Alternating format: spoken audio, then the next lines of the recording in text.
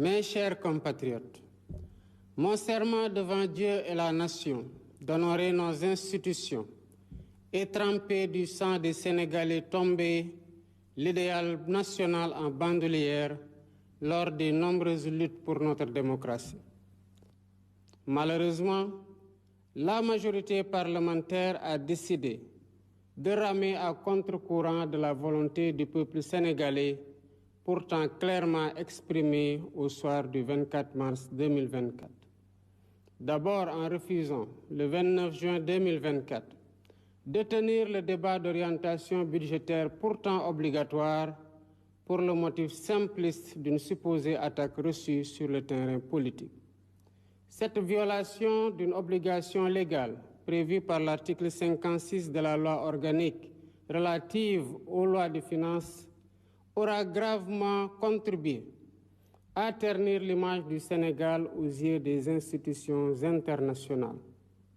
Ensuite, en rejetant le 29 août 2024 le projet de loi constitutionnelle visant à concrétiser la promesse que j'ai faite au peuple de supprimer le Haut Conseil des collectivités territoriales et le Conseil économique, social et environnemental, alors que la situation des finances publiques impose urgemment de rationaliser les dépenses publiques.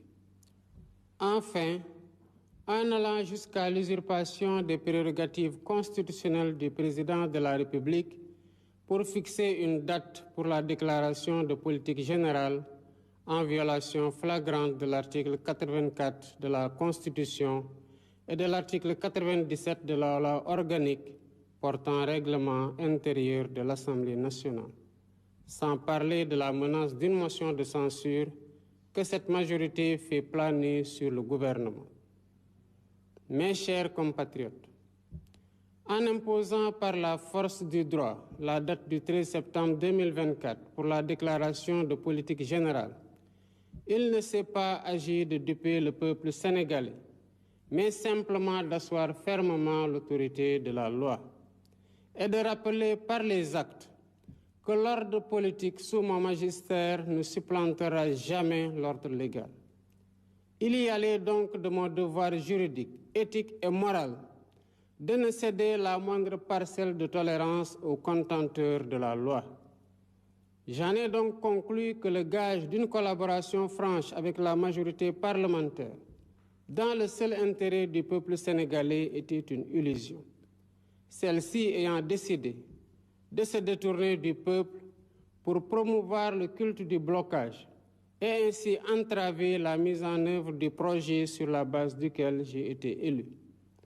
Voilà pourquoi, en vertu des pouvoirs qui me sont conférés par l'article 87 de la Constitution, et après avoir consulté le Conseil constitutionnel sur la bonne date, le Premier ministre et le Président de l'Assemblée nationale sur l'opportunité, je dissous l'Assemblée nationale. La date des élections législatives est ainsi fixée au dimanche 17 novembre 2024.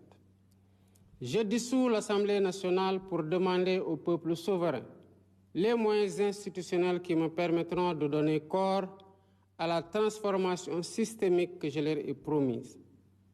Aujourd'hui, plus que jamais, l'heure est venue d'ouvrir une nouvelle temporalité à notre quinquennat. L'article 3 de notre Constitution rappelle